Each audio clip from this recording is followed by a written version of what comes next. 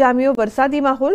આ તરફ મહીસાગર જિલ્લામાં લાંબા વિરામ બાદ વરસાદી માહોલ સર્જાયો છે। સવારથી ભારે બફારા બાદ ગરમી બાદ ધોધમાર વરસાદ વરસ્યો છે। લુણાવાડા શહેર સહિત આસપાસના ગ્રામ્ય વિસ્તારમાં વરસાદ। લુણાવાડા નગરના દરકોલી દરવાજા, હાટડિયા બજાર સહિત અસ્થાના બજારમાં ઘૂંટણસમા પાણી ભરાયા છે।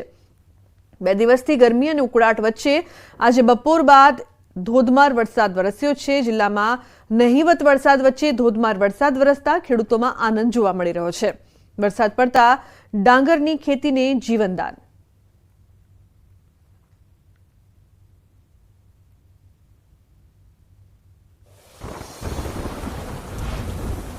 વરસાદને લઈને દક્ષિણ ગુજરાત માટે મહત્વના સમાચાર। 2 દિવસ દક્ષિણ ગુજરાતમાં ભારે વરસાદની આગાહી છે। નવસારી, વલસાડ, સુરતમાં પડી શકે છે ભારે વરસાદ। નવસારી, વલસાડમાં વાવાઝોડાની પણ આગાહી કરવામાં આવી છે। હવામાન વિભાગે રાજ્યમાં સામાન્યથી મધ્યમ વરસાદની આગાહી કરી છે। આવતીકાલે નવસારી, વલસાડ તેમજ દમણ, દાદરાનગર હવેલીમાં ભારે વરસાદની આગાહી છે। રાજ્યમાં ગરમીને લઈને હવામાન વિભાગે કહ્યું કે ઉત્તર પશ્ચિમમાં પવન ફૂંકાતા મહત્તમ તાપમાન વધી રહ્યું છે। સામાન્ય કરતાં 2 થી 3 ડિગ્રી તાપમાન વધુ નોંધાઈ રહ્યું છે। वार्निंग है वो डिस्ट्रिक्ट है नवसारी, वलसाड़, दमन और दादरा नगर हवेली। 6 के लिए जहां पर हैवी रेनफॉल की वार्निंग और साथ में येलो अलर्ट जारी है वो डिस्ट्रिक्ट है साबरकांठा और अरावली डिस्ट्रिक्ट है। जो डिस्ट्रिक्ट है जहां पर थंडरस्टॉर्म की वार्निंग है वो डिस्ट्रिक्ट है नवसारी, वलसाड़, दमन और दादरा नगर हवेली। और जो विंड की स्पीड होगी वो 30 से 40 kmph और साथ में जो गस्टी विंड होगी वो 45 kmph के आसपास रहने का पूर्वानुमान है। आज के लिए अहमदाबाद और गांधीनगर के लिए लाइट टू मॉडरेट रेन का पूर्वानुमान है। अहमदाबाद में भी डिस्कम्फर्ट कंडीशन अभी बनी हुई है जिसके कारण कल जो टेम्परेचर 36 डिग्री सेल्सियस के आसपास मैक्सिमम टेम्परेचर रियलाइज हुआ है और ये आज भी इस टाइप की सिचुएशन बनी रहेगी। 23 થી 26 ઓગસ્ટ અંડાધાર વરસાદની હવામાન નિષ્ણાંત અંબાલાલ પટેલની આગાહી। બંગાળનું લો પ્રેશર અને અરબ સાગરમાં બની રહેલી સિસ્ટમ મજબૂત બનતા ધોધમાર વરસાદ પડી શકે છે।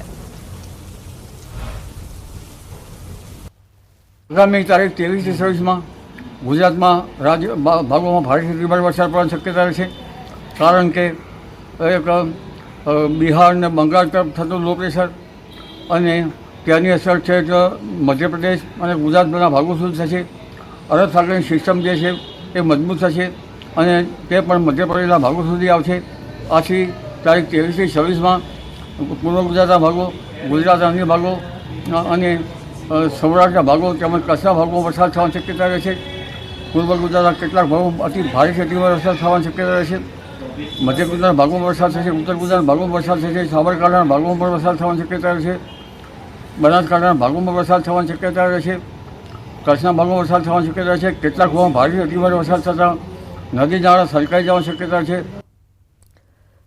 25 ઓગસ્ટ બાદ વધુ એક સિસ્ટમ બનશે જેના કારણે રાજ્યના તમામ જિલ્લામાં પડી શકે છે સારો વરસાદ।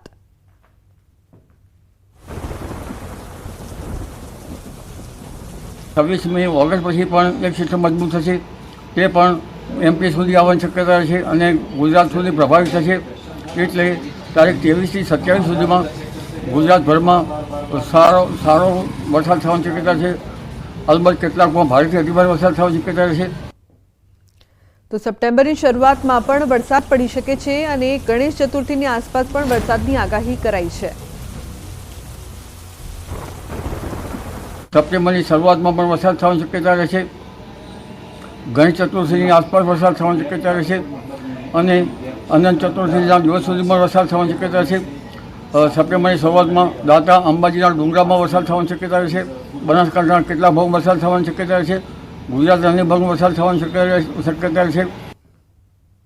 તો સારા વરસાદ બાદ પણ ખેડૂતોની મુશ્કેલી વધી છે। ગીર સોમનાથના ઉના પંથકમાં ખેડૂતોએ વાવેલી મગફળીમાં મુંડા પડી ગયા। મુંડાનો ત્રાસ વધતા ખેડૂતોનો પાક છે તે સંપૂર્ણ નિષ્ફળ થાય તેવી ભીતિ તેમને સેવાઈ રહી છે। મગફળીમાં મુંડા પડી જતા કેટલાક વિસ્તારમાં તો મગફળીનો પાક કાઢી નાખવો પડ્યો છે। ઉના તાલુકાના પડાપાદર ગામના મોટા ભાગના ખેડૂતોએ ચોમાસામાં મગફળીનું વાવેતર કર્યું, પરંતુ ગામના જ 60% વધુ ખેડૂતોની મગફળીનો મુંડાએ ખાત્મો બોલાવી દીધો। દ્રશ્યોમાં જોઈ શકાય છે કે ખેતરોમાં લીલીછમ મગફળી ઊભી છે, પરંતુ આ મગફળીને મુંડા નામનો દુશ્મન ખતમ કરી રહ્યો છે. મુંડાના ત્રાસથી કંટાળેલા ખેડૂતોએ સરકાર પાસે મદદનો હાથ લંબાવ્યો છે. એની અંદર મુંડા આવેલા છે ને આ ભાગો રાખેલું છે તો અટાણે મજૂરીનો ખર્ચો ઉભો થાય એમ જોઈએ અમારેથી 500 રૂપિયા મજૂરી હાલે તો અમારે બિયારણ ને બધું મોંઘું લીધેલું છે તો આ કઈ રીતે પૂરું કરવું. એમાં મુંડાનું ઉત્પાદન બહુ છે, જેથી કરીને એમાંથી છુટકારો આ 2 વખત માંડવી વાવેલ છે પણ બીજી વખત એ પાક નિષ્ફળ ગયો છે. 7 વીઘાની માંડવી છે. અમારા ગામમાં ટોટલી 70% આજુબાજુ બધા માંડવીનું વાવેતર છે અને 1200 જેવા ખેડૂત છે. ટોટલીને પાક નિષ્ફળ જાય હતી. માંડવીમાં મુંડા આવી ગયા છે ને 500 ના દાળિયા રાખેલા છે અત્યારે અને માંડીમાં કંઈ છે નહીં. તો અમે અમારી માંગ છે કે સરકારને અમે કહીએ કે આમાં કંઈક અમને થોડીક સહાય કરે છે. તો ગોંડલ માર્કેટિંગ યાર્ડમાં આજ રોજ કપાસની આવકના શ્રી ગણેશ થયા છે. ધારી અને વાંકાનેર પંથકના ખેડૂતો માર્કેટિંગ યાર્ડ ખાતે કપાસ લઈને આવ્યા હતા. ગોંડલ માર્કેટિંગ યાર્ડના 1 મણ કપાસના 2000થી વધુ ભાવ બોલાયા હતા. ગોંડલ માર્કેટ યાર્ડના ચેરમેન અલ્પેશ ઢોલરિયાએ જણાવ્યું કે ગોંડલ માર્કેટિંગ યાર્ડમાં ચાલુ સિઝનમાં પ્રથમ વખત નવા કપાસની આવક થઈ છે. ખેડૂતોને કપાસનો સારો ભાવ મળ્યો છે.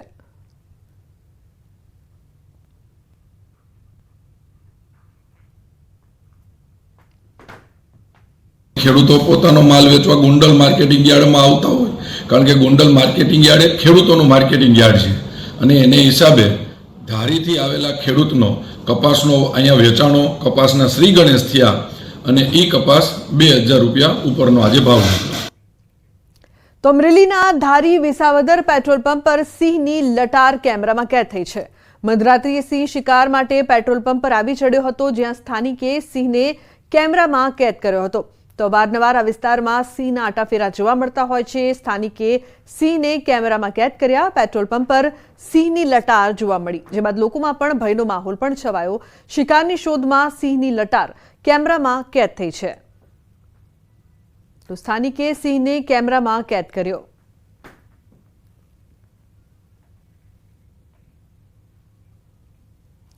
રાજકોટની વિંછિયા તાલુકા પંચાયત ભાજપે કોંગ્રેસ પાસેથી છીનવી લીધી છે.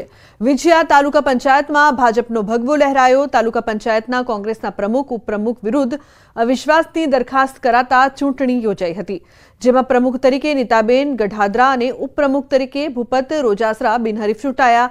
કોંગ્રેસ તરફથી ગીતાબેન ડેલીવાડે પ્રમુખ ઉપપ્રમુખ માટે ફોર્મ ભર્યું હતું, પરંતુ આજે ગેરહાજર રહ્યા હતા અને કોંગ્રેસમાંથી બળવો કરીને 8 સભ્યોએ ભાજપને ટેકો આપ્યો હતો, જેમાં કોંગ્રેસના સભ્યોના ટેકાથી ભાજપે તાલુકા પંચાયત કબજે કરી છે. ગત ચૂંટણીમાં 18 બેઠક પૈકી કોંગ્રેસ 14 અને ભાજપે 4 બેઠક મેળવી હતી. કેબિનેટ મંત્રી અને જસદણ વિછિયા વિધાનસભાના ધારાસભ્ય કુંવરજી બાવળિયા બન્યા કિંગમેકર. ગઢાદરા નીતાબેન દેવરાજભાઈ, જેમની પ્રમુખ તરીકે ચૂંટણી થયેલ છે, અને ઉપપ્રમુખ તરીકે શ્રી રોજાસરા ભૂપતભાઈ લખમણભાઈ, તેમની ચૂંટણી થયેલ છે. બંને સભ્યોની પ્રમુખ અને ઉપપ્રમુખ બંનેની બિનહરીફ વરણી કરવામાં આવેલ છે. કુલ 18 સભ્યો આ તાલુકા પંચાયતમાં છે. એ પૈકીના 8 સભ્યો છે એ કોંગ્રેસમાંથી આ બંનેના સમર્થનમાં આવતા, એટલે કુલ 12 સભ્યો પૈકીના 4 કોંગ્રેસના હતા, ભાજપના હતા, અને 8 કોંગ્રેસમાંથી આવ્યા. એટલે કુલ 12 સભ્યોએ આજે અહીંયા હાજર રહી અને સર્વાનુમતિએ આજે આની બંનેની પ્રમુખ અને ઉપપ્રમુખની વરણી કરેલ છે. અને ટૂંક સમયમાં જસદણ તાલુકા પંચાયતમાંથી પણ અમે સત્તાનું પરિવર્તન કરવાના છીએ. પોરબંદરમાં યોજાનાર જન્માષ્ટમી લોકમેળાને આડે હવે ગણતરી